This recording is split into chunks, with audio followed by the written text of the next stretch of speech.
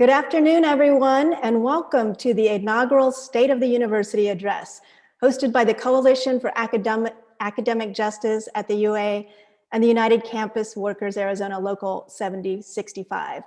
I'm Celeste Gonzalez de Bustamante, an associate professor at the UA School of Journalism, and I'm a member of the Coalition and the UCWA. I will be helping to moderate today's event. But before we hear from our speakers, I'd like to tell you about who we are and why we're here. The CAJUA is a concerned group of more than 700 students, staff, and faculty across more than 10 colleges that formed in late April. The United Campus Workers Arizona is a newly formed union with one of the fastest growing memberships of the UCW in the country. The CAJUA and our union are going beyond a land acknowledgement. What do we mean by that? We're dedicated to the principle that we as a university community working together in an open democratic manner can come up with solutions to the problems that we face that are compassionate, respectful, just, and that prioritize the core mission of our university, our teaching, outreach, and our research. We strive to work in solidarity across different positions to preserve our ability to carry out our responsibilities as a land-grant institution, as a Hispanic serving institution, and as a major Research One flagship university residing on the traditional territory of the Tana Atam Nation and the Pasquayaqui tribe. An event like today's does not happen on its own, and I'd like to recognize the countless hours and work of those who helped to make this event possible. From those who are working on the chat, helping to make sure that your questions will get answered, to those who are speaking here this afternoon, to those who helped to create the slides for this presentation. Thank you very much. As we all know, the impact of the University of Arizona extends beyond the campus boundaries. And for that reason, we will begin today's State of the University with comments from those who represent Tucson and the state of Arizona. We will also hear about the UA leadership's plans for re-entry, layoffs and non-renewals, furloughs and pay cuts, the Ashford University acquisition, shared governance or lack thereof, and ways to reimagine our university.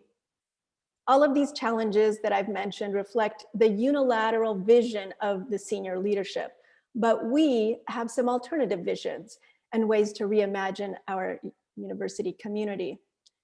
We've been told just yesterday that we're going to move from phase 1 to phase 2 next week, bringing more students and faculty back on campus. If and when we come back in the spring, we don't want to return to normal. We want to come back to a better university. We're not here to complain. We are here to begin to reshape our institution for the better for all of us today, tomorrow, and into the future. And we hope that you will join us in our reimagining of the university. After we hear from our speakers, we'll have a short Q&A session, during which time we hope that you'll participate as we further our discussion about reimagining the university community. And when we say university community, we include all of those living in the greater Tucson and Southern Arizona area. Finally, just a logistical point, we encourage all attendees to post questions or comments in the YouTube chat. At the end of the presentation portion of the State of the University, we will answer as many questions as possible. If you do not see the chat, please refresh your browser and it should appear. I want to thank everyone for being here today. And now I'd just like to ask you to watch and listen to a statement from U.S. Representative Raul Grijalva. Well, thank you very much for this opportunity to say something to United Campus Workers of Arizona, CWA Local 765, and the Coalition for Academic Justicia at the University of Arizona. I just wanted to say that the importance of public university workers to organize and to form a representative collective presence that speaks in one voice is very, very important and critical at this juncture in time with the University of Arizona and our public institutions in general.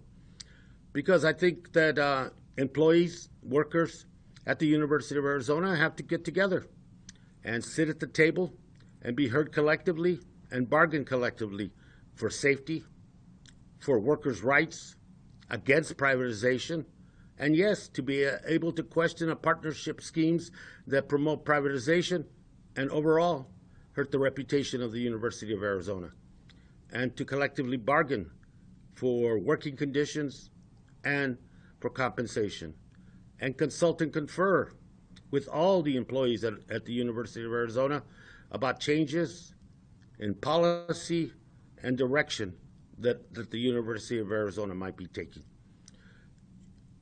And I look forward to the union and to the employees and the workers of the U of A to join with in an effort for federal resources to deal with the pandemic and to fight the pandemic, for relief funding that'll keep people working and keep the basic mission of the university going.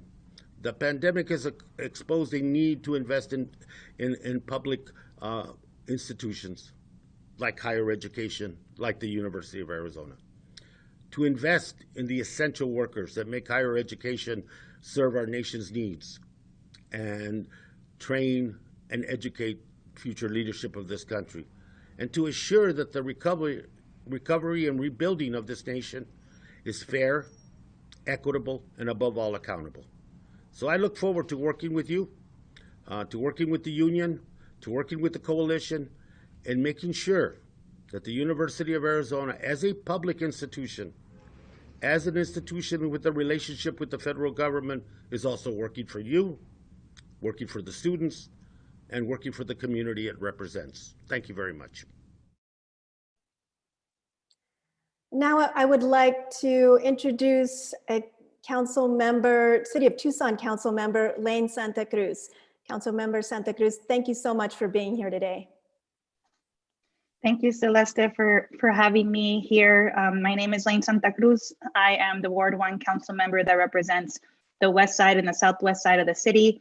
I'm also an adjunct instructor at the University of Arizona and a 3-time grad, so I'm also alumni.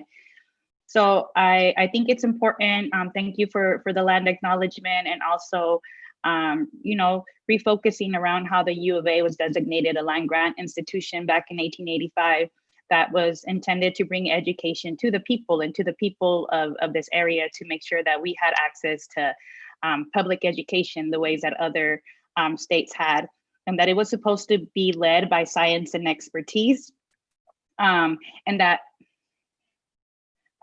it was important, that we lead by example. And I think we're having some of that tension at this moment, where our mandate to serve the people and to use, science and data to do that we're falling a little short on that front.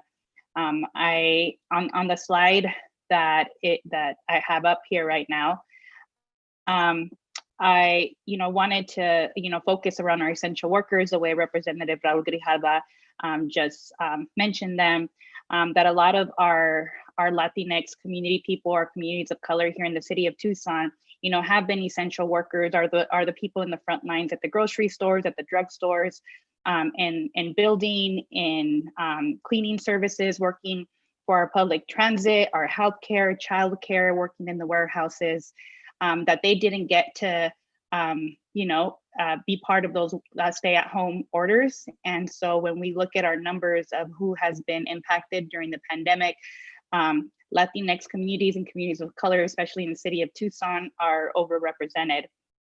But what we have failed to do is understand, the underlying conditions, for that. A lot of us are working paycheck to paycheck, don't have access to healthcare, or we were in workplaces that weren't providing basic protections, for our workers.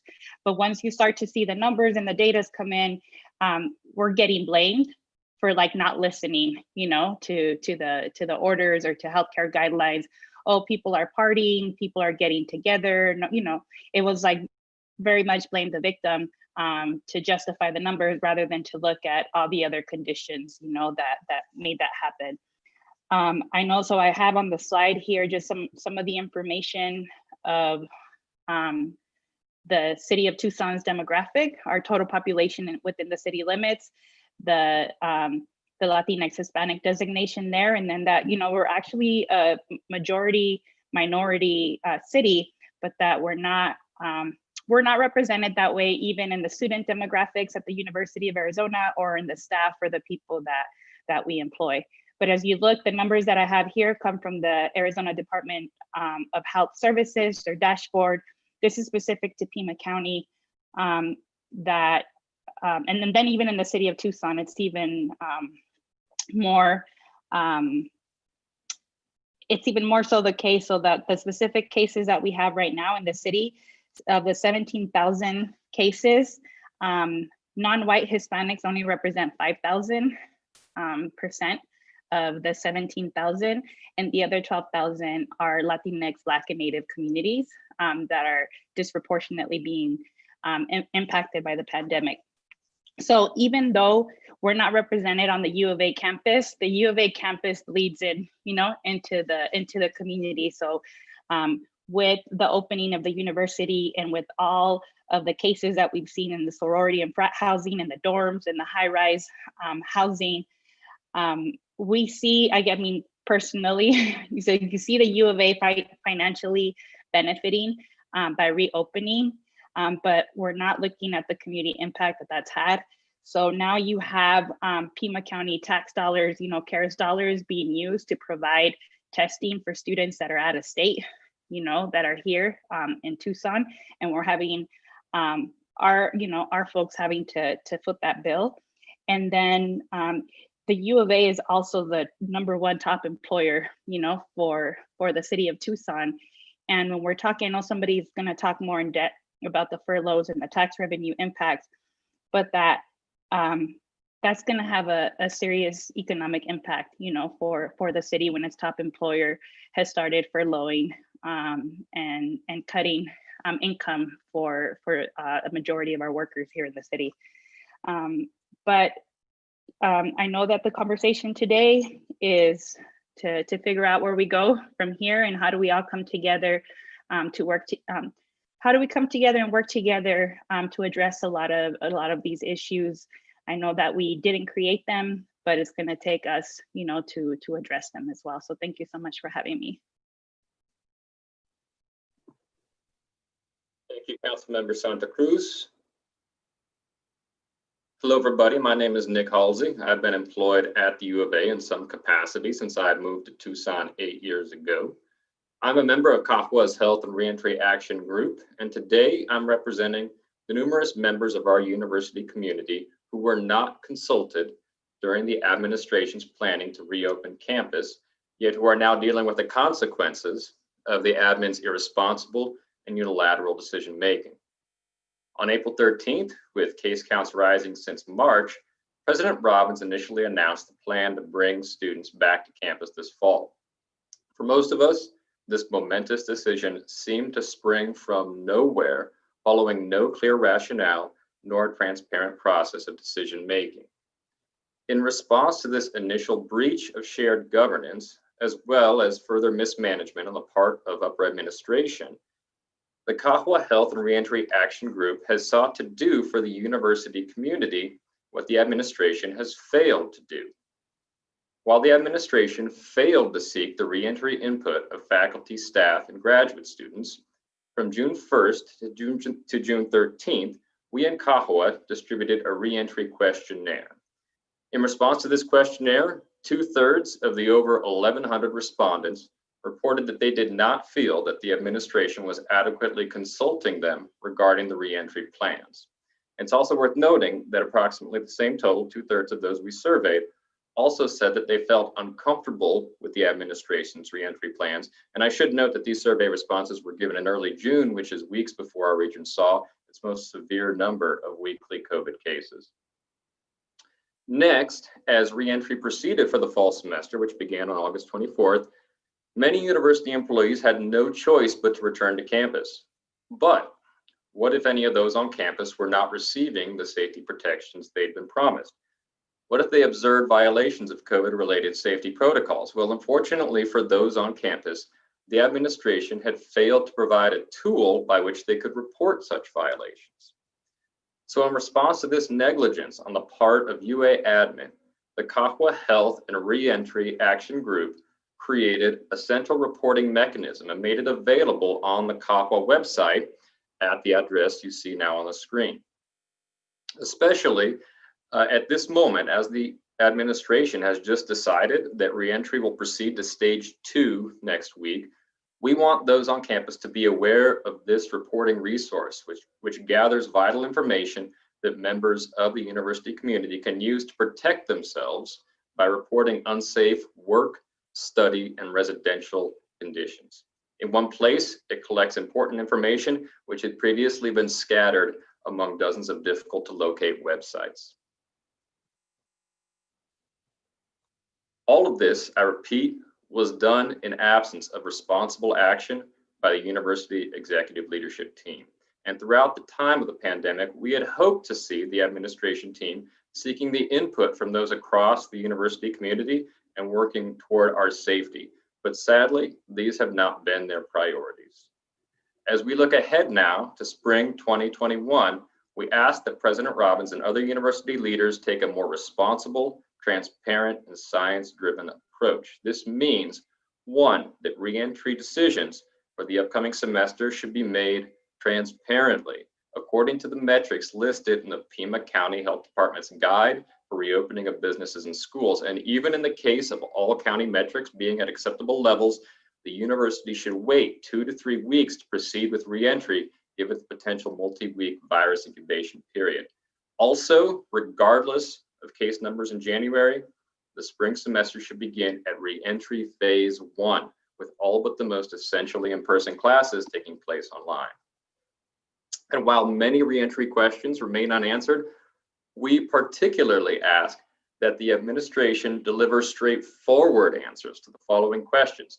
First, why has the university been screening asymptomatic people with an antigen test that is designed for those already showing symptoms? And especially as we now move to stage 2 of reentry, how many employees and students have been hospitalized because of COVID? And what resources is the university providing for these patients during treatment and afterward to facilitate their physical and mental health and recuperation? It is the wonderful staff, faculty, students, and university community members who must live with the consequences of the administration's reentry decision-making. And for that reason, we hope for a future in which the leaders of this university will both seek and value our input on this subject. Thank you. Thank you, Nick. My name is Sarah Jemsky, and I'm a staff member at the University of Arizona. As of October 1st, 2020, there have been 176 layoffs and 170 non-renewals. And this accounts for both fiscal year 2020 and those that have happened since the new fiscal year began on July 1st. There have also been 348 voluntary resignations and 79 retirements, which are many more than in previous years. These figures do not include the graduate students who are not renewed and programs that are being dissolved. They also don't accurately paint a picture of the people whose lives were upended or those who now don't have access to healthcare in the middle of a pandemic. This is a great loss of institutional knowledge and expertise, and it's also, unfortunately, a result of how the university has been redesigned. The University Career Architecture Project, or UCAP, was implemented in January of 2020. UCAP recategorized nearly all of our 10,000 plus staff members from contract-based positions and positions with a guaranteed disciplinary process for dismissals to at-will employment. Under this new category of university staff, employees ranging from researchers to custodial staff and communications to food service can be terminated at any time and for any reason. Barring explicit statements of bias, and we know how often bias is implicit, there is no legal recourse for those who believe they have been unjustly fired. According to publicly available data, staff members are also more likely to be women, of gender minorities, Black, Indigenous, and people of color. Though none of the global turmoil we've experienced this year was planned, the implementation of UCAP has increased fear and uncertainty among staff members who are being told that the university has a serious financial deficit due to COVID-19. With so many of our colleagues already laid off, non-renewed, or choosing to leave due to furloughs, we cannot help but wonder what will come next. When we hear that college budgets are being cut, we know that staff are most often at risk. When we hear insinuations of outsourcing or privatization among campus auxiliaries, we know that these are our colleagues, our friends, and are us. During a recent crisis, I turned to my partner and said, "What is money for, except to keep everyone in this house healthy and safe?" I believe in a university that uses its resources to keep everyone on its campus healthy and safe, that values its staff by giving them more instead of taking away as much as possible and asking us to be grateful for what's left. I want to see the people who have been laid off hired again, contracts renewed, policies that enable retention of faculty and staff, and reinstated protections for the workers who make this campus run. There are more than 10,000 of us, and we should have a seat at the table when decisions are being made. We should have several seats. This is the minimum of what I can imagine for university staff. Let's strive for better. Thank you. Thank you, Sarah. My name is Fareed Matouk. I'm an associate professor at UArizona, and I serve on the General Faculty Financial Advisory Committee. It's a mouthful, but the acronym is GFAC. We are an ad hoc body charged by Faculty Senate with devising alternatives to the furlough pay reduction plan while still mitigating deficits in our net tuition revenue caused by COVID. You can find the full GFAC report archived at the CAJUA website. In response to a general faculty resolution, President Robbins delayed the start of the furlough to August 10, citing an urgency to get colleges their budgets. The furlough plan was designed to address projections in net tuition deficits. The August 10 deadline ensured no one had the tuition deficit actuals that would not be available until late September. Tying furlough savings to budgeting for college operations drafted deans and associate deans into the small but powerful ranks of furlough supporters committed to withholding employee compensation at a rate of 4 times more than our closest point of reference, University of Minnesota. Furloughs only provide budgetary relief to the colleges and units during the period in which the furlough plan is in effect, whereas debt instruments like a line of credit and bonds can help with budgeting issues across multiple fiscal years. Slide change, please. For this reason and others, GFAC recommends the UA use a combination of cash and a line of credit for short-term financial flexibility that will buy time to obtain longer-term debt financing, such as bonds, while we work on efficiencies that will preserve the university's core mission, teaching, research, and outreach. The executive leadership team has said using a line of credit to reduce the burden on employee compensation would be irresponsible, because lines of credit must be repaid a year from closing, and such short-term liquidity would be worthless when we know our problems are structural and sure to still be with us in 12 months. The treasurers of Penn State, Indiana University, and Michigan State, with whom GFAC spent the last couple of weeks meeting, offer a different perspective. Lines of credit were among the first levers they reached for in March and April of 2020. They secured lines of credit that offered them liquidity not in the $90 million range of our projected tuition deficit, but in the range of hundreds of millions of dollars. Their repayment periods vary. Penn State is due to repay its lines of credit in 2 and 3 years, University of Michigan in 2, 3, and 4 years, and Indiana University chose to take out only one line of credit with a 1-year repayment period strategically, so they could refinance for better terms after the market stabilized from the initial uncertainty of spring 2020.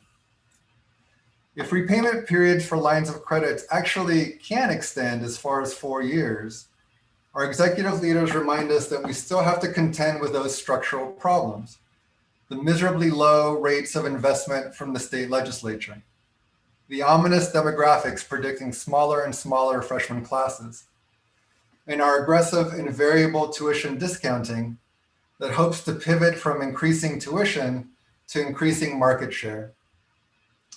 If our challenges are longstanding, endemic to Arizona, and so severe that they require utmost caution today, then we ask if these problems affect all 3 state schools, and we ask if these problems have long been in the gaze of those steering the UArizona ship and scanning the waters ahead. Each of the 3 state schools has its own problems and its own tools available to them.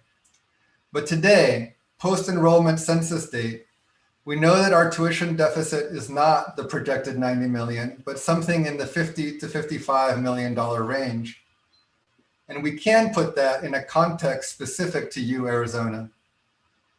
If you add recent expenditures and blunders, such as the 14 to 18 million we spent on strategic plan consulting, the 25 million we lost in mistakes and last year's tuition discounting, and the 10 million we recently spent to acquire a marquee photography archive, you arrive at a savings well within the $50 to $55 million range. And that's before you start totaling the aggressive increases in compensation for the top 30 or so UArizona employees that have far outpaced equity or merit adjustments for the other 16,400 UA employees. UArizona should absolutely be able to make strategic investments in areas of growth. But it would seem that the buffer that made our recent strategic investments and gambles possible in the first place, and in the face of long-standing systemic challenges, is employee compensation itself. Since this was the first lever the executive leadership team reached for when a crisis threw their fiscal management into a critical spotlight. If our systemic problems were not severe enough to curb our spending and gambling, then they are not severe enough to prevent us from prudently borrowing to get us to the other side of COVID without firing more employees than we already have. Debt is not a burden, it's a management tool. And no organization can be expected to have enough cash on hand to weather a once-in-a-century pandemic. We can absolutely negotiate a multi-year line of credit, and we can absolutely ask employees to contribute compensation at a rate that's actually in line with national trends. If we want to take our serious challenges seriously, then we need the cushion of short-term financing while we work out strategic efficiencies that preserve and even strengthen our research, teaching, and outreach missions. Thank you.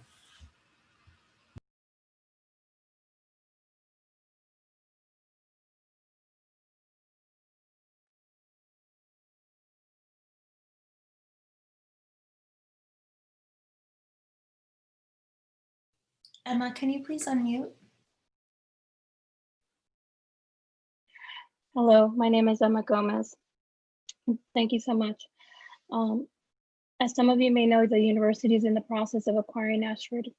Unfortunately, the majority of the UA community was not made aware of this deal until early August. Because the purchase proposal was not made public in advance of the commitment, this partnership was not open to a campus-wide discussion. Soon after the acquisition was made public, it was made clear that only a small body of UA faculty were made aware of the deal after signing non-disclosure agreements. The UA leadership team has argued that this is a positive move for the UA community. If it is such a positive move, why all the secrecy? Why are they not sharing information on this deal? Any information that we have received, we have gotten from the press or through our own research.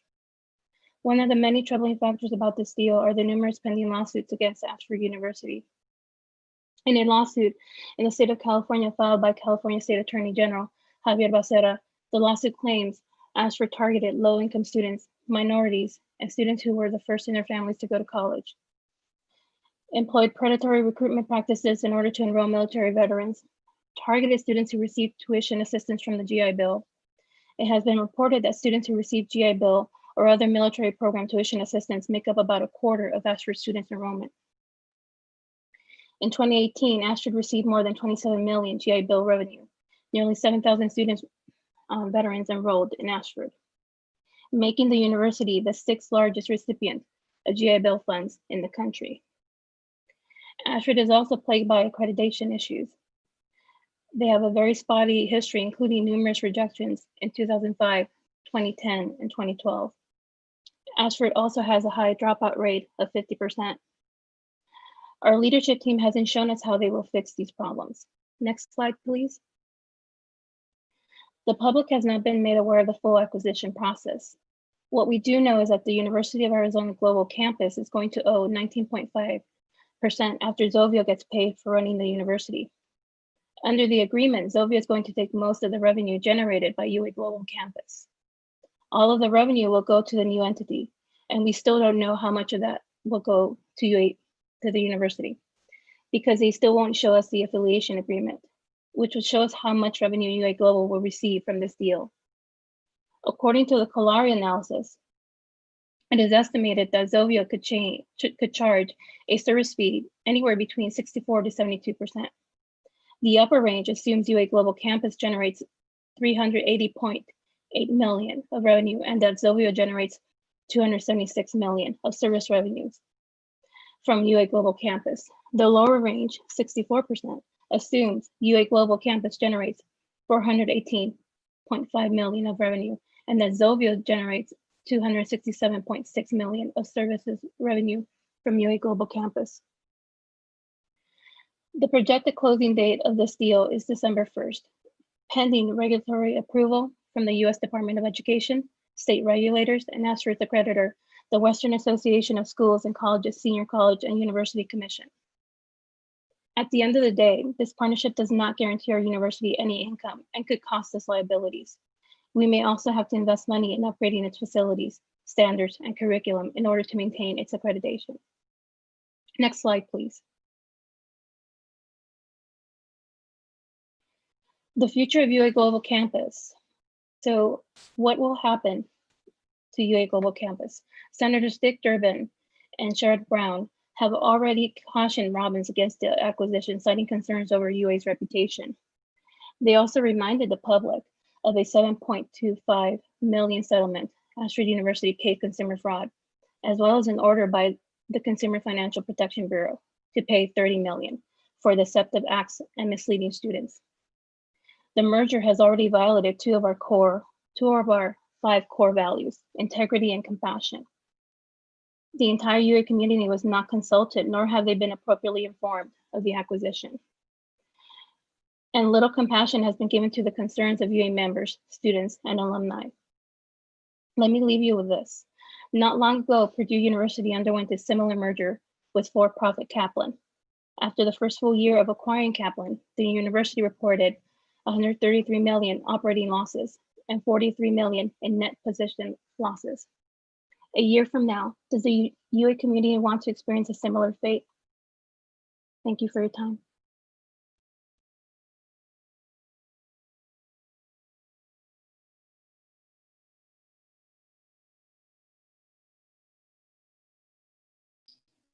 Ted, can you please unmute your mic?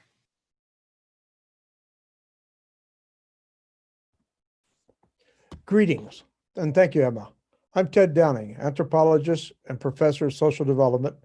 My perspective is shaped by my 49 years on the faculty in 4 units and with 9 presidents, and as elected state chapter of the president of the American Association of University Professors, is also strongly influenced by my public service as your state legislator, including being ranking member of the House Higher Education Committee. Federal and state laws structure university governance. In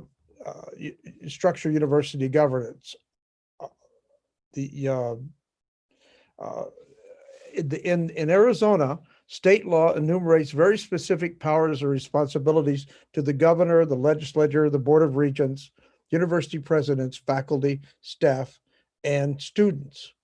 These agents may delegate these powers through policies and procedures, but those have to be consistent with the overarching laws. Unlike many states, Arizona law mandates specific shared governance powers and responsibilities to its faculty. In law, words matter. The shared governance law, Arizona Revised Statute 15-1601B, states that subject to the responsibilities and powers of the board and the university presidents, the faculty members of the university, through their elected faculty representatives, shall share responsibility for academic, educational activities, and matters related to faculty personnel, and more. The law requires, again, shall, that faculty members, through their elected faculty representatives, participate in university governance and the development of university policy. Many faculty, administrators, staff, and citizens worked with AAUP to pass this law. 30 years later, most of the administrators and faculty do not fully understand their powers and responsibilities. The University of Arizona has become increasingly non-compliant with the law, which may account for many of the misunderstandings and misdirections.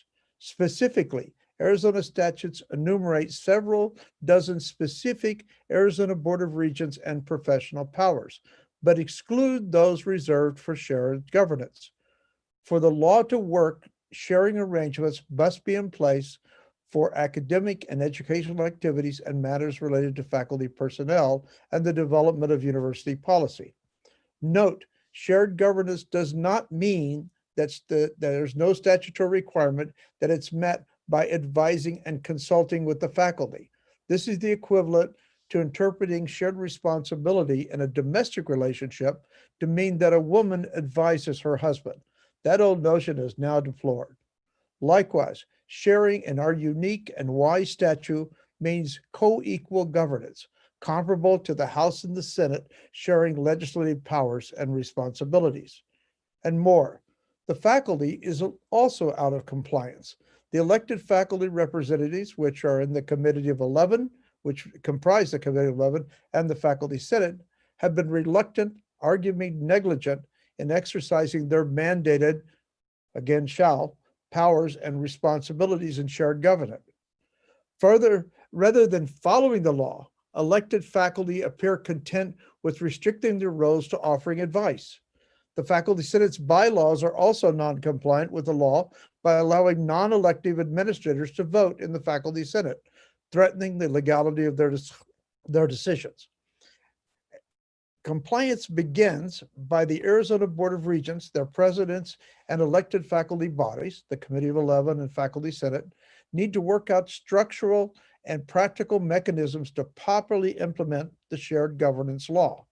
In the area of academic, educational, and faculty personnel, the university policy, neither side may dictate arrangements to the other.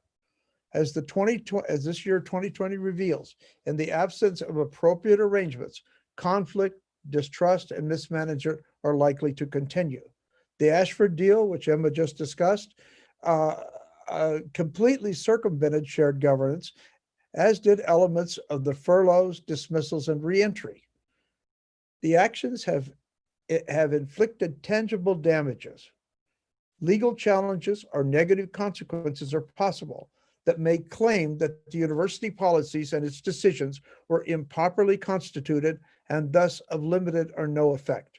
It's really time to clean things out. Thank you.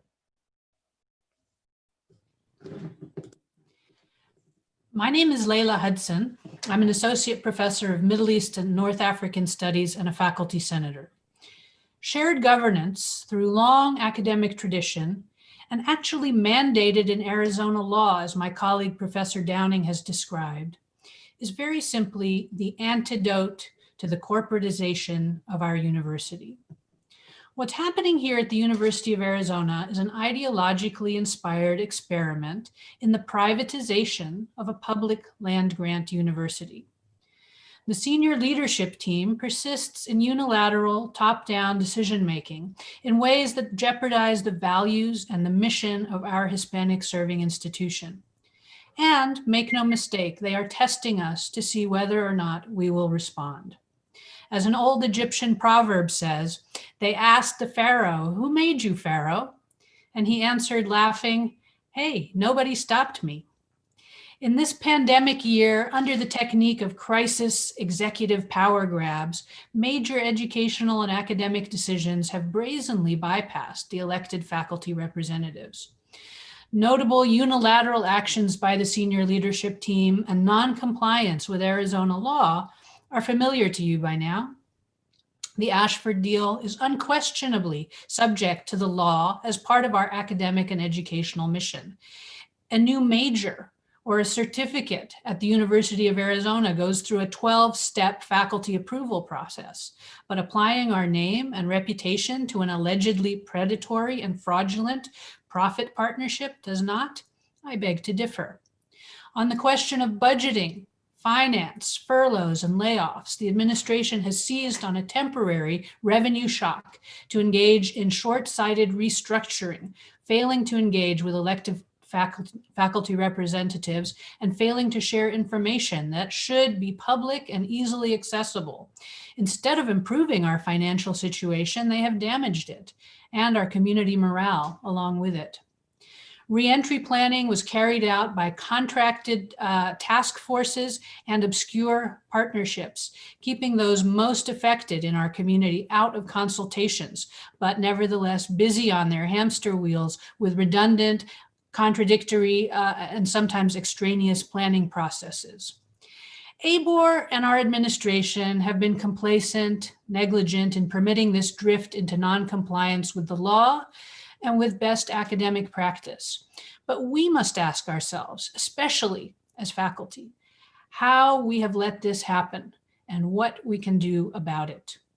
Remember, this crisis is an opportunity for all of us with sweat equity in this great institution to provide community leadership. The poor and shoddy governance we have suffered this year has real-world consequences. When the credit rating agency Moody's downgraded the University of Arizona's bond outlook this week to having a negative outlook, it noted that, quote, governance is a contributor to the negative outlook. Even if those who have arrogated and contracted out decision-making here were competent, it's still up to us to restore responsible and transparent governance at the local level and let no abuse go unchallenged. Thank you.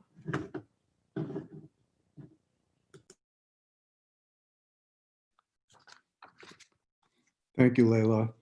My name is Marv Waterstone. I'm a professor emeritus in the School of Geography, Development, and Environment.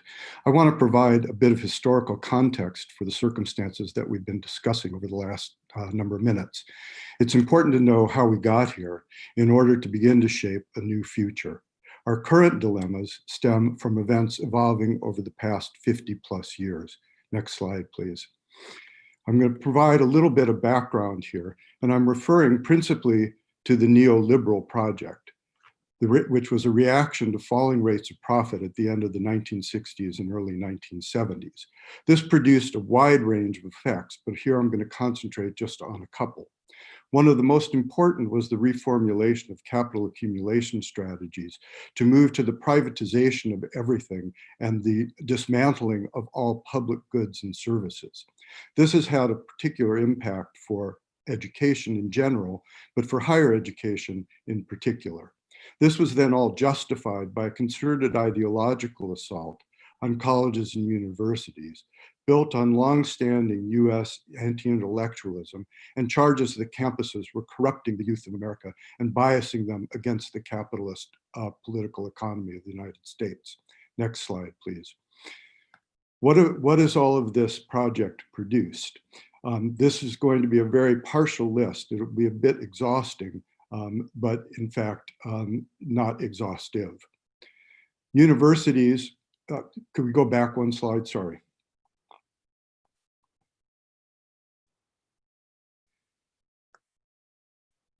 This is a very partial list, but basically universities have constantly been chasing additional revenue and trying to decrease costs. Increased reliance on tuition, which has meant competition for non-resident and international students, and the consequential vulnerability of university budgets to any decrease in these revenue streams. Thus, at the U of A and elsewhere, the precipitous plans for re-entry during the pandemic. There's been a tremendous increase in precarious, low-paid employment, the outsourcing of essential services, an increased focus on so-called entrepreneurialism. For example, the Ashford deal fits with the drive to a greatly expanded online presence, the unquenchable quest for patents and university corporate partnerships, and the distorting impacts of this orientation on the research dimension of what we do. There's been an increase in the administrative staffing and budgets for all of these core mission adjacent activities. There's been a reduction of the unique role of higher education's contributions to society to only economic development and/or job training. And then has been mentioned a corporatist hierarchical management and governance model that reflects and perpetuates these conditions. Part of the neoliberal ideology is that everything should be run as business. And given the track record that we've been exposing, this is a governance model that deserves neither legitimacy nor credibility. Next slide, please. If we think about how we might move forward, this constitutes an ongoing pedagogical project to educate, first of all, our colleagues, students, parents, community, ABOR, and legislators. We might usefully conceive CAJUA, with much broader campus participation, as a think tank, perhaps an anti-heritage foundation. We need to capture the discourse of what we want the university to be and to do. We need to proactively recenter and redefine the educational experience rather than the college-university experience, which includes partying, frats, sororities, sports, on-campus entertainment, transactional job training, and internships. The difference between the two helps explain the COVID-related push for bringing students back. Just getting an education, online or otherwise, isn't enough to justify the tuition and the debt.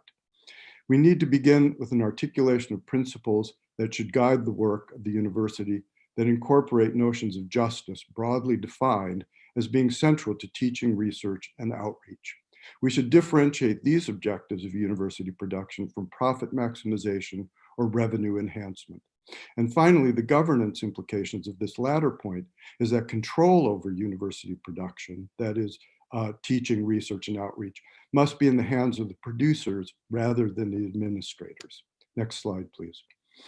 Finally, here are a few illustrative examples of what we might think about. We need to develop a truly strategic plan that is cognizant of who our students should be, understands the realities that those students will face, and provides them with an education that will matter. This means coming to grips with emerging shifts in the world of work, ongoing crises of wealth and income inequality, impending environmental calamity, racial, gender, and class injustices, raging militarism and war, and dysfunctional democratic institutions. It means translating these assessments of shifting reality into courses and curricula that provide the knowledge and understanding that graduates will need to cope with the futures they face as effectively as possible. We need to capture those implications of the realities for the kinds of calculations that potential students and their families will have to make in the COVID transformed landscape when deciding whether university is the right path to desired futures. And finally, we need to reorient the research mission around stated principles rather than profit maximization, patentability, and subsidization of private sector enterprises or economic so-called development. And finally, at least in large part, the role of the newly formed union in all of this is to make sure that work is fairly remunerated with a much flatter salary profile, and that the workplace is conducive physically and psychologically to carrying out the principled teaching, research, and outreach functions of the university. Thank you. Thank you, Marv. Felicia Tagaban Yanisha. Hello, my name is Felicia Tagaban. My mother is Dene or Navajo from Black Mesa, Arizona, and my clans are Totochini and Tachini. My father is Tlinket and also Filipino from Petersburg, Alaska. We are of the Wushtaghan. And as the slide indicates, I am a graduate assistant for a program called Native SOAR in the College of Education. It is in this work that I get to serve the American Indian and Alaska Native students at the university, along with many others who are situated here in Southern Arizona. I also get to work alongside my best friend and volunteer director for Native SOAR named Amanda Jeremiah. Before I begin, I must acknowledge my own privilege. I am a second-generation college student. My dad received his master's from Penn State, and I also have the honor of being a student in the College of Education's Higher Education Doctoral Program. This is actually my first semester in the program, and what a wild time it's been. But to be completely honest, I'm actually not certain who's watching this address. I'm not sure who's taken time out to really tune in and listen, but it is my hope that our institutional leaders are watching and listening. I also hope that future institutional leaders will watch this video and also will take the time to listen to what we're saying. But most of all, it's my greatest hope that future and emerging students are watching and listening, because this place is our university. As an Indigenous person, I'm often tasked with the responsibility of educating others about our history. Historical erasure has caused us to become accustomed to the burden of centering and situating our dominant culture listeners in the existence of our reality, a reality that's impacted by the effects of colonization, genocide, and white supremacy. The need for contextual and historical recentering is further necessitated by the fact that most have been miseducated and are ignorant and oblivious to our way of life, both past and present. We work, study, and live in spaces where oppressive structures are so deeply established that their presence has become normalized. And though the unpacking of these issues are commonplace, it's exhausting. But as a leader, I recognize the importance of this responsibility, especially in supporting our American Indian Alaska Native students, while at the same time resisting the detrimental practice, policies, and decisions of certain UArizona senior leaders and administrators. I have also realized that it is crucial to be fearless and relentless while disrupting what has become status quo, or that all too familiar existence of oppression and racism. As a leader, I was raised in the tradition of knowing that my maker, my creator, is always watching me. And as a leader, I have carried this understanding that I have been called, and that I am to walk worthy of the manner for which I have been called. And so to our institutional leaders, I urge you to walk worthy in the manner of which you've been called. And to be clear, this means that you must walk in a way that is filled with an integrity, knowing that your decisions impact others. This also means transparency. If you've made bad decisions, own them. If you've made a mistake, apologize and do your best to correct it. And lastly, walking worthy means that you are to care for the broken, to lift and uphold the most vulnerable, and that you are to rise up to bring people together. Walking worthy means reaching out to those who are in the margins, those who are often overlooked and forgotten, so that you can create policies and procedures to support and care for them. And in doing so, by default, you will support the majority, or those who are most often centered in your decision making. And as I conclude, I would like to take a moment to acknowledge that the care and the support that CAJUA and the newly birthed union have extended to me and the members of my student organization, Voice, and all of its members. Though it hasn't been perfect, it has been an example of this type of leadership which I'm describing, one that moves in both an integrity and transparency. It is also the kind of leadership that I hope we can all aspire to, one that centers and uplifts the most vulnerable among us, and one that is truly wall-to-wall. I appreciate the way that the members of CAJUA and the union have taken the time to listen to our voices, to take notice of us, and to include us in their conversations as we've made every step together. It is truly the way leadership should function. And I hope that those of you who are listening will take note of that and guide yourselves in the same way. And so as I look to the future of this university. And as I progress in my own program, I hope to present more stories, ones that are completely unhindered by the weight of oppression. I also hope to see a new method of leadership, one that celebrates and honors the beauty and power and hope that resides in each Indigenous student, in each nation, and in all other minoritized and marginalized students and communities. I hope to tell our stories as we experience them, free, unhindered, and in my case, completely and unapologetically Indigenous. Thank you.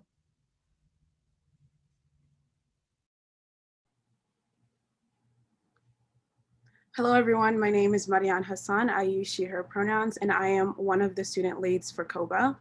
COBA was created in response to the hostile interaction with President Robbins, Ryan Seastone, and others part of the central administration at the celebration of Black Lives event on June 6th. This interaction with the president, as well as the resurgence of the Black Lives Matter movement, made us further realize that the university is not an exception when it comes to upholding oppressive systems such as anti-Blackness, racism, and policing. These systems are systems that impact queer, trans, and BIPOC students at the University of Arizona. We created a list of demands, and we hope that we can hold administration responsible and accountable by pushing for transparency and proactive and radical change. We understand that we want a value system that puts Black people first, and that is something that is critically missing from the University of Arizona, specifically the people in central administration. Thank you. Hello, everyone. My name is Riley Conklin. I use they, them pronouns, and I am also a member of COBA. I'll be briefly talking about what we have in store for the future. We finally have our second meeting scheduled with administration after months of waiting on October 20th from 9 a.m. to 10 a.m. We plan to go over each demand in depth and formulate a tangible action plan with senior leadership team in order to realize our goals. We will also be addressing the harm, gaslighting, and lack of prioritization that was wrought upon us during our last interaction with them. Please look out for that live stream and tune in to support us. We would really appreciate it. After this meeting, we plan on doing all we can to advance the list of demands. The response we get from administration at this meeting will influence our decision on how to proceed with future direct actions in order to ensure the list of demands is completed. In addition, we also plan to start recruiting new students to continue the legacy of COBA by constantly holding the university accountable for their actions. We don't want the next generation of students to recreate their own list of demands. Instead, we hope to build a movement that lasts once we are gone. Finally, for all those who have asked how to support us, we are very grateful for you and ask for you to continue sharing the demands, our actions, and other student organizations on campus. We want you all to find ways to incorporate the demands in your own departments and colleges, to continue to educate yourself on abolition, Black liberation, and racial justice. And most importantly, we want you to use your voice to demand change. Thank you. Thank you so much, Riley. My name is Logan Phillips. I'm a graduate student in English. And the state of our university gives me hope in a time when I desperately need it. And this hope has not come from the actions of the administration, but rather from us.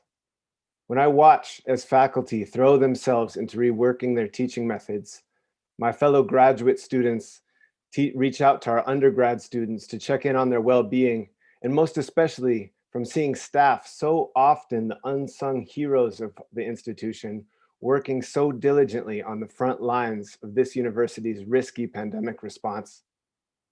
The University of Arizona is made possible by us, by the people working and studying here. We are the lifeblood of this university. And that's why I jumped at the chance to join with my peers in forming the university's first ever wall-to-wall union, where we're working not only as faculty and graduate and undergraduate students, but as staff and even retirees too. We're deeply concerned about the drastic furloughs, health and safety risks, budget cuts, privatizations, and so many of the issues you've heard mentioned today. The biggest problem is that before now, we haven't had a way to take collective action to address our shared concerns. As United Campus Workers of Arizona Local 7065, in our very first month, we have become the fastest growing local in the history of the National United Campus Workers Union. Since becoming official less than a month ago, we are already hundreds strong, and we are growing every single day. Now, you might have the same question that I had initially, but this is Arizona. Isn't this a right to work state? Well, yes. But because we don't have collective bargaining, we are free to join together across job title and build power now for a better University of Arizona. This kind of union is called an open union or a minority union. We will be fighting every day to shape a university that supports its workers and its home communities. We will be doing political work, fighting for the restoration of funding after over 2 decades of systemic divestment in higher education by the state of Arizona. This union, our union, is here to stay long after my time as a graduate student ends. We are building real, lasting power to transform UArizona into a university that works for all people. All of this is what gives me hope right now, in a time I so desperately need it. It is us, all of us who are UCW Arizona, who can change everything you've heard today for the better. This is our union, and we're just getting started. So please join us in this movement. Thank you.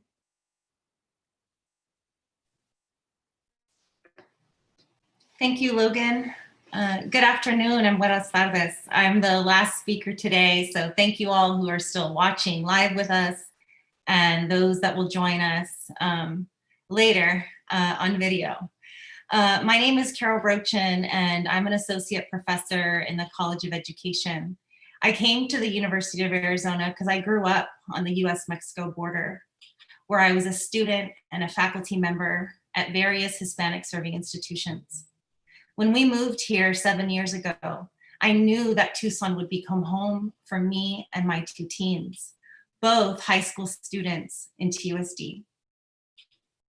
I hope that you're inspired to join us in our collective struggle to build a better and stronger university community. I want to thank all of the panelists, some who brought me to tears, others who made me even more angry than I have been, and others who made me feel really hopeful. But I also want to thank all of the dozens of people who worked behind the scenes to make today possible. Half of our coalition members need to remain anonymous out of fear of workplace retaliation. Yet those members are still hard at work every day, working besides us. And you don't see them here, but they're running the chat and working on the slides and working in their jobs because they don't have a lunch hour. And they want to make sure that all of our voices are heard. Our most immediate and urgent work continues to be to protect those that are the most vulnerable among us. We want to make it really clear today that we've come together because we care about the University of Arizona, about Tucson and the communities that we serve. And more importantly, we care about our students. We're committed to them, and we understand the realities that you all face. We strive to provide you with an education that matters, that is relevant to your lives, and that will help you, together with us, transform our communities for the better. The issues and critiques of our current executive leadership team presented today are all symptoms of larger, deeper, historical, systemic problems that predate COVID-19 and that cannot be changed overnight or even in this next year. However, the path paved by our current leadership team has made us lose our confidence in their ability to lead us forward. The reckless reentry plan disregarded the impact that bringing back thousands of students to Tucson would have on our communities beyond campus. We're deeply troubled by the hundreds of layoffs, non-renewals, and voluntary departures from this campus. And we are also very concerned about staff being fired without notice or without reason. Many of us were committed to taking furloughs and would gladly take them if it meant that our workers would be protected and that their jobs would be secure. But that has not been the case. CAJUA learned that the most severe furlough program in the country placed our deans in incredibly difficult positions because the furlough plan is the only source of financial relief that the executive leadership team offered them, posing many deans against each other. Yet the GFAC committee has shown that there could have been other, better models. In the midst of this global pandemic, the university acquired Ashford University. Numerous colleges and committees voiced their concerns about the acquisition, including the Eller College of Management, the Strategic Planning and Budget Advisory Committee, SPEBAC, the College of Education, the Faculty Senate, and many others publicly spoke out against this, yet all of these concerns were ignored. It's clear that Ashford's mostly low-income, majority non-white, non-traditional online students will be used to subsidize the campus experience of those students who are wealthier, whiter, more traditional on the campus in Tucson. The acquisition is another example of the ways in which this ELT have shown disrespect and disregard to our students who are Black, Indigenous, Latinx, queer, transgender, and people of color. In all of the examples that you heard today, the ELT disregarded the role of shared governance.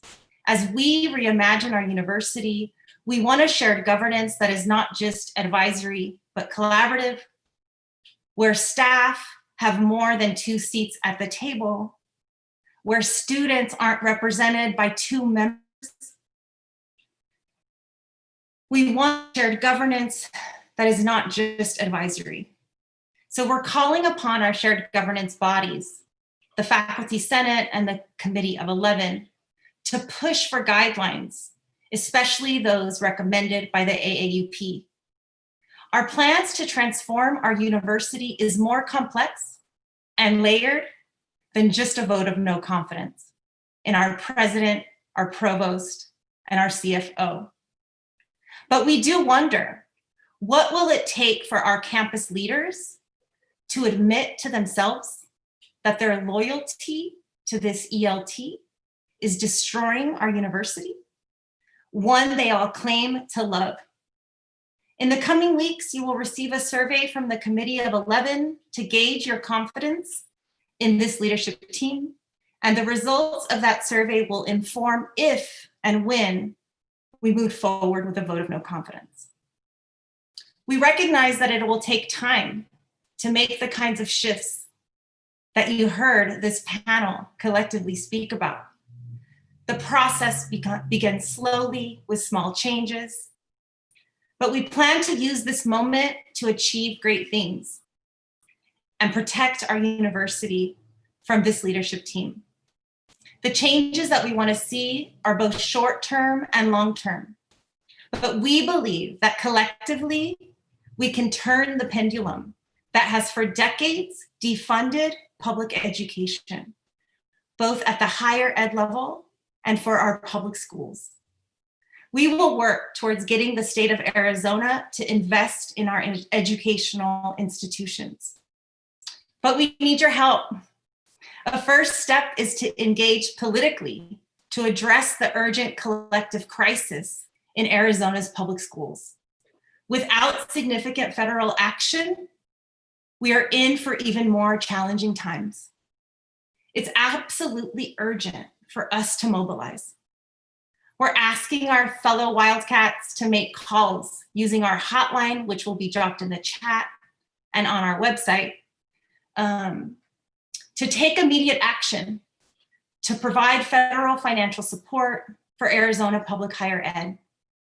When we return to campus, and we really do look forward to doing that, we'll continue to call upon you to stand with us in defense of the mission and values of our land-grant Hispanic serving institution that resides on the traditional territory of the Tohono O'odham Nation and the Pasquayaqui tribe. We're committed to making the University of Arizona a better place now and for future generations. The coalition and our union will continue to serve a place where employees can come together to share our collective vision, our successes, and also our concerns, including many of the issues that we were not able to address today in our first address, like the corruption surrounding the Freedom Center, to the homophobia and transphobia faced by members in the medical school and across campus. In closing, we will continue to ask our communities what they want, what you want. We will turn to you. We will do our work as leaders to listen. And I'll end with some examples. I can't wait for a University of Arizona that invests again in the quality of its teaching, research, and community engagement, and that invites people who actually do that work to provide it with the thoughtful leadership it so clearly needs. Through CAJUA and the union, options have been created to facilitate UA employees in working together to create a work environment in which all parties are treated with respect, compassion, and inclusion, and their talents are offered to share in joint efforts to reach common goals. The past period of elitist, selfish domination by a few with no motivation towards the common good is all in the past. We want true leaders, people who represent our community.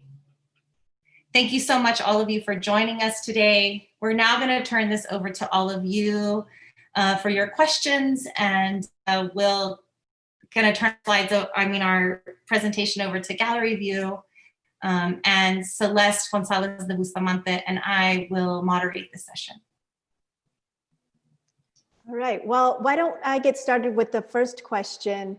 The first question comes from somebody who's interested in finding out how many people responded to the CAJUA re-entry survey. And perhaps, Nick, you can take this one. Yeah, thank you, Celeste. I can say that the total number of respondents, I believe the exact figure was 1,279. And I think I gave the figure of 1,100 in my talk, and that was because there was one particular question that I was highlighting, which not all respondents had given an answer to. But yeah, we had well over 1,000, and like I said, I believe the overall figure was 1,279, and most respondents completed the whole survey, and this was during early June 1st to June 13th. So we were happy we were able to get that many people, basically during the summer when a lot of folks are away. Thank you. I wanted to just remind folks, if you can't see how to post a question in the chat, or you don't see the chat, if you refresh your YouTube or the browser in which you're using YouTube, you should be able to see the chat. And we're at 1:15 now. We know that this event was supposed to go to 1:15, but we have a lot of questions and we definitely want to answer them. So we're willing to stay on if you're willing to stay, and we would appreciate it so that folks, as many folks can get their questions answered as possible. So this next question goes to Logan. And Logan, it's about the makeup of our union. Could you talk about that? Someone wants to know how many staff are making up the membership at this point? Yes, absolutely. Thank you for that question. And right now, staff are about 25% of our general union membership. But in participating in the union myself over these last few weeks, I've really seen staff at the lead of the union as a whole and in their caucus as well. Can I ask you a follow-up, just so that folks who are interested in joining the union, how they can do that, and where we are in the process of forming a executive leadership among the union membership? Sure, thank you. So right now we're at a really exciting time in the formation of the union. We're growing by leaps and bounds, and there's a lot of opportunity and of course a lot of challenge, which is the kind of best challenge to have right now as we're getting ourselves organized. And so the link to join is being posted in the chat right now, so folks can check that out. There's also frequently asked questions there. And we're really working out shared governance as we speak in our various channels, and really making sure that our union lives up to the democratic ideals that we believe in. And so we are working on elections are currently underway for an interim steering committee, and then we'll have more steps on that process moving forward. Great, thank you, Logan. We have another question related to COVID testing. Somebody would like to know, has the university considered that the cases on campus are creating an environment where schools cannot reopen? This is creating a vicious cycle for employees, employee caregivers, and there's little support for employee caregivers to sustain this crushing burden in the meantime. Did you want to take that, Nick, and maybe others who might have thoughts? Sure, yeah. If anybody else wants to chime in, they're welcome to. I mean, I think the sender of that question is making a great point. And as the Councilmember Santa Cruz said, you know, the university's decision to reopen campus had effects that spread far throughout the community. And, you know, during the time following the reopening of campus, you may have seen on the graph that was presented as I was speaking, the county-wide case numbers went up. Well, this means, as the question implies, that, you know, public schools are less likely to reopen, and university employees who have children in those schools, or just anybody in the community who has children in those schools who, you know, also has a job responsibility, it becomes tougher for them to all of a sudden be their child's learning coach and carry on with their work responsibilities as well. So, you know, it's just a series of ripple effects that, you know, reverberate throughout the community in response to the very momentous and unilateral decision to reopen the campus.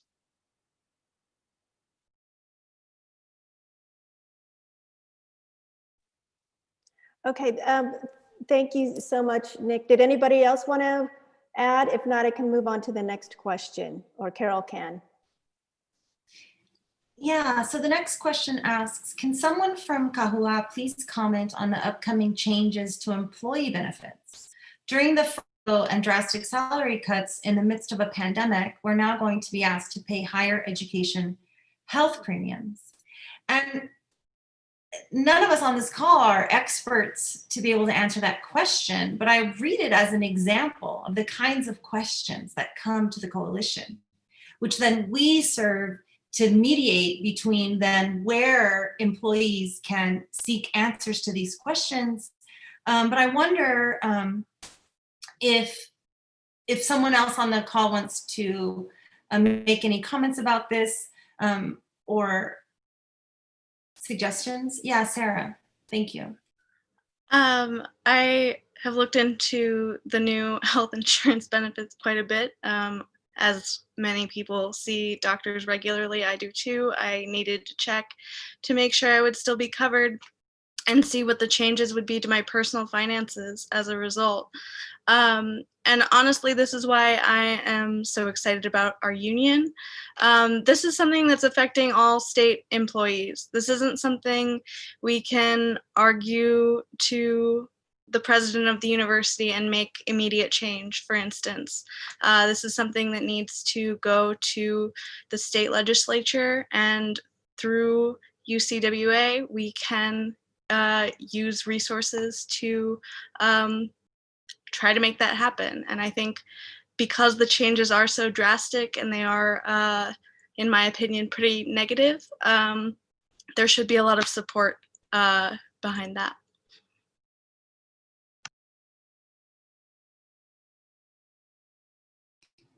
So our next question is not really a question, but a comment. I hope that you will stop your ad hominem attacks on Carmona and Robbins. It makes awfully hard and impossible for many to join your coalition. Would any of y'all like to take that one? There was no ad hominem attacks in the whole hour and a half, 15. I don't know. I'd like to know specifically what they're talking about. All this was concerned about the university, the overall spirit of the university, and I think it was quite positive.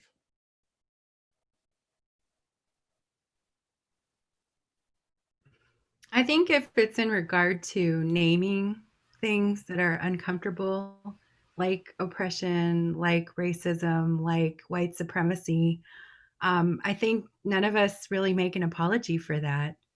I think those are realities that many of us have lived in and continue to live in and will continue to live with. And so it's just interesting how those issues come up and it makes folks uncomfortable. But I think that's the naming it is important, and also too providing steps to not only address it, but also to own it and then to just move forward. And it just strikes me as curious that those, I guess, issues of civility or, of discourse and civility, right? Like all of that only comes up when it gets uncomfortable. But what I would say as an Indigenous person who's been living in this reality for my entire life, like if anyone is feeling that way, that they would just suck it up for a few moments, right? Because I mean, we've been dealing with it our whole lives, and we'd ask you to do the same.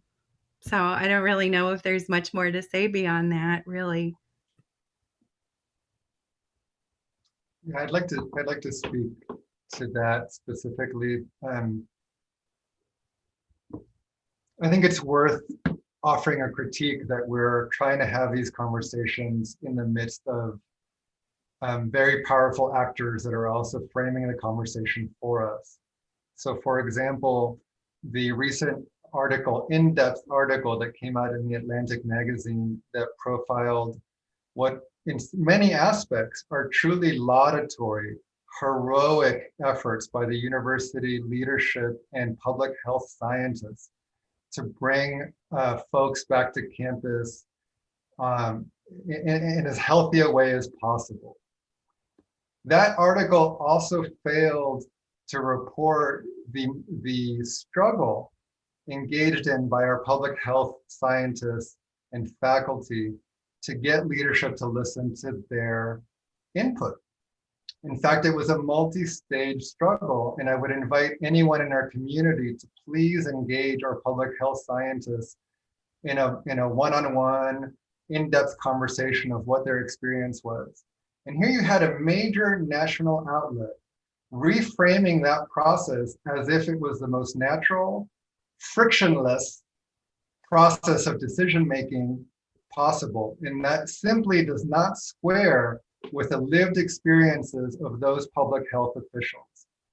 So consider that level of manipulation when you ask what is an attack and what is a reasoned critique and what is actually actionable.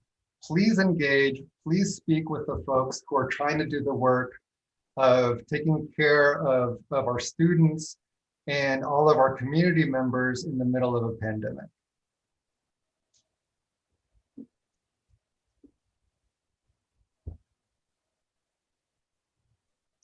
I would like to go to another question because it's related, Farid, and that is, I'm sort of going to paraphrase this question, but it has to do with the question of shared governance. And I'd like to hear from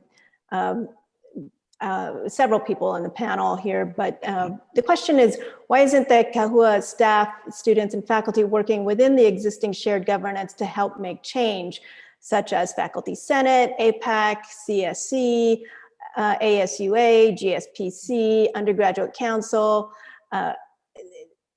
First of all, I would just say, just briefly, and I would like my other colleagues here to offer their insight, but we have been working with all of those bodies, all of those shared governance. We don't consider ourselves outsiders. We're part of this university, and we have been working very closely with the Faculty Senate for the past 6 months, even before we came back to the fall semester.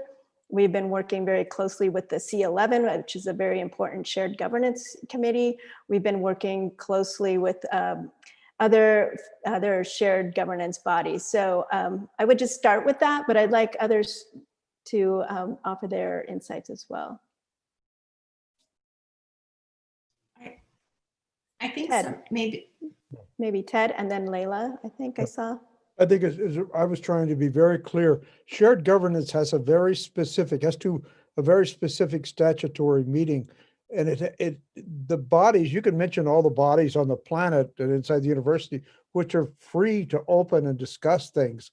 But in terms of the actual law itself, it refers to elected faculty, and they're very specific references to what the powers are of shared governance. The most important thing is what's being shared and what's being governed. To merely advise, to merely suggest to someone an option, you may call it participation, which is an interesting word, but you're not actually involved in the governance unless there's a co-equal power between the administration in this case and those two bodies, the Committee of 11 and the Faculty Senate. So there's a misunderstanding in the question that all these particular committees they're mentioning are actually part of the shared governance structure from the point of view of the law. I would just add that many of us are working as hard as we can within those shared governance structures that previous generations have handed down to us.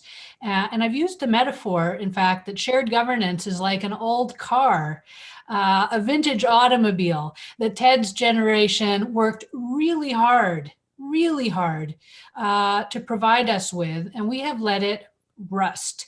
We have forgotten how to run it.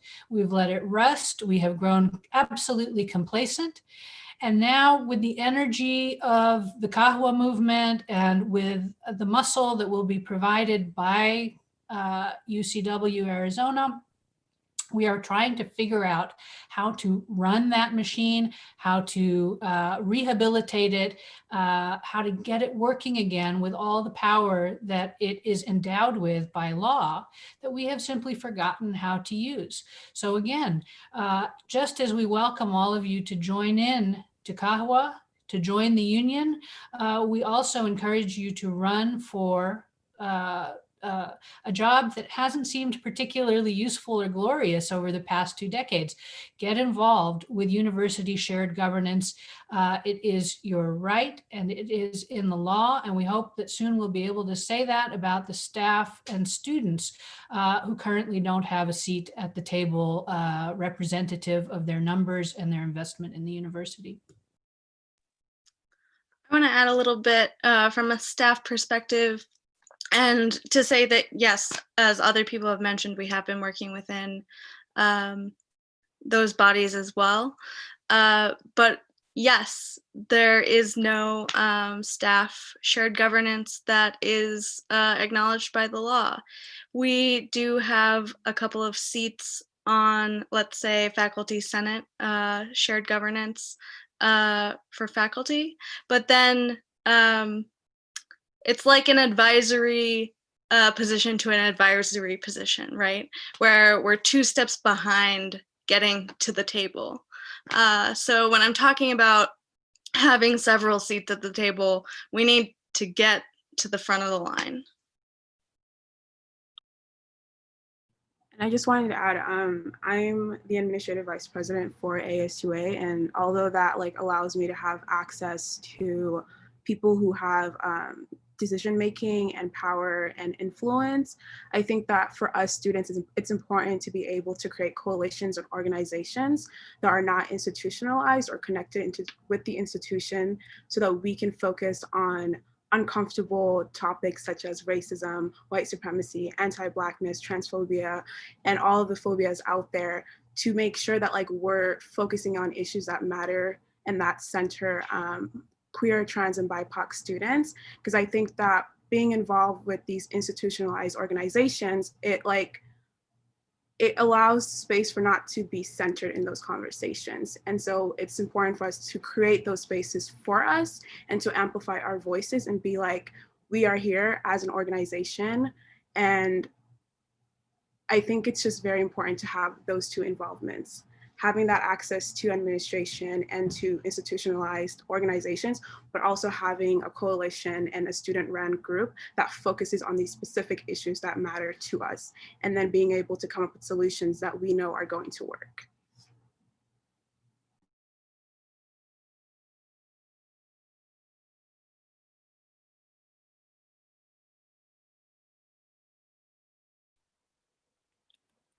Okay, I guess we are actually out a little over 1:30. We should probably maybe just take one more question. There are a lot of great questions. I'm sorry that we won't have time to answer all of them. Celeste. Yes. Yeah, I was going to say, since we're pretty much out of time, I wanted to suggest the question where someone says, you know, I'm not trying to be rude whatsoever, but if you're not happy with how this university is running, why stay? Why not leave? And I thought we could hear from a variety of panelists about, why are we here? Why do we want to keep doing this work? Can I say something first? Please. Yeah, I think that being part of these organizations and bringing attention to these issues that affect us, for me specifically as a Black person, as a Muslim person, as a visibly person of minority, I think that I can't separate myself from these issues and say that it's not my responsibility. Because I think that if we want collective liberation, if I want Black liberation, if I want career liberation, and all these liberations that center marginalized students, I think that it's important to be part of these movements and part of the solution. And so I think it's a privilege to say that we can just separate ourselves and leave the responsibility to people who probably don't know what it means to be part of the solution. And so again, I think it's very important for us to know these experiences, to be part of the solution, because we don't want to receive something that's not in any way in the best interest of what we need. And I think that's very important. So we can't just leave. To the person who asked the question and to those who share the perspective, let me just say, don't ever try to lead an organization with a love it or leave it ethos. That is not leadership, that is manipulation. Critique is loving an institution. And I would just follow up, Farid, by saying it's for that very reason that I love the University of Arizona. I've been at this institution for 20 years in various different capacities, going on my 13th year as a full-time professor. I believe deeply in the core mission and really the outreach mission of this university. I think we can do better. I know we can do better based on just what we've heard today. And yeah, that's why I would never think about leaving right now.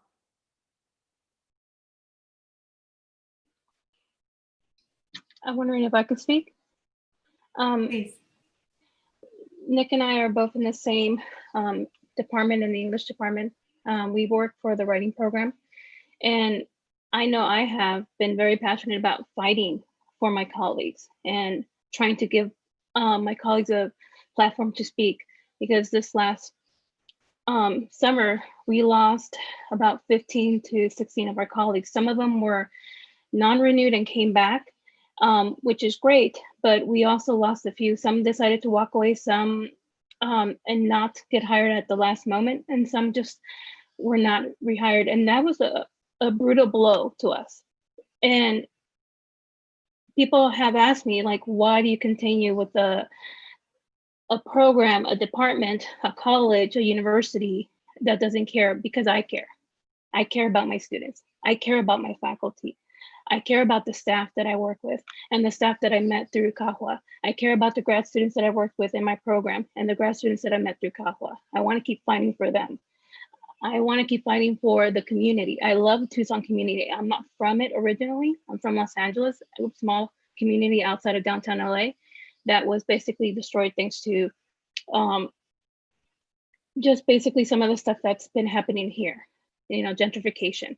So I love the fact that Tucson has such a fighting spirit, and they continue to fight for the culture, for the traditions to remain. Same thing with UA, they continue to fight. So why do I stay? Because I love this university. And yes, do I sometimes critique it? Of course I do. And I think that's what Freed was getting to. Some things that you love, sometimes you do have to critique because you want to improve it. You want to build better relationships. So you want to build a better environment for everyone, not just yourself.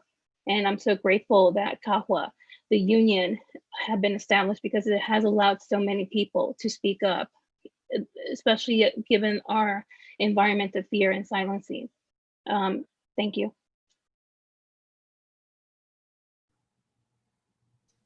I also wanted to add something else. I think it's very important that we all are people who are aware of these issues.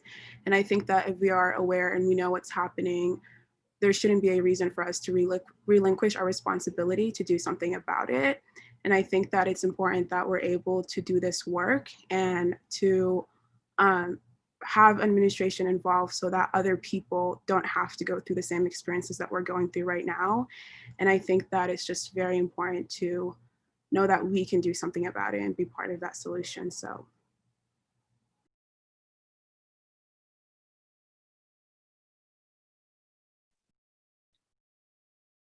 I think at base, in some ways, an educational institution is a site of optimism and hope. It's the kind of place where you put ideas out and you never have a clue where they might end up, but you put them out there with the hope that they will in fact seed somebody else's thought and be transformative in some way or another. So the reason to critique an institution like the U of A is that it's getting in its own way, that is facing the challenges that we're facing on a global scale, on a community scale, are enormous. If we're not providing people who come through this institution with the tools to meet those challenges, we're not doing what we should be doing. And I think a lot of our critique has focused on the fact that the University of Arizona, like many other universities, has diverged from those core missions for the reasons that many of us have articulated here today. The fact that we are no longer able to focus because of financial exigencies, COVID exigencies, poor leadership and poor management, doesn't mean that it gets in the way of our own optimism and the way in which we can think about what we can actually provide if the institution were reoriented. So I think that's why many of us stay. I'm not going to speak for everyone, but I think there is at base a kind of fundamental optimism about the practice of teaching. The idea that you put ideas out into the future without any predictability of what they might produce. And for me, that's been a very rewarding thing for nearly 45 years.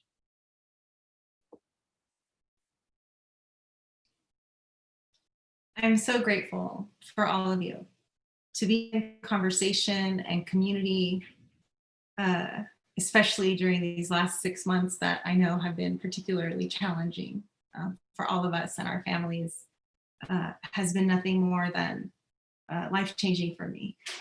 And so thank you. Thank you to the panelists. Thank you to all of you who are watching. Please share this and please join us.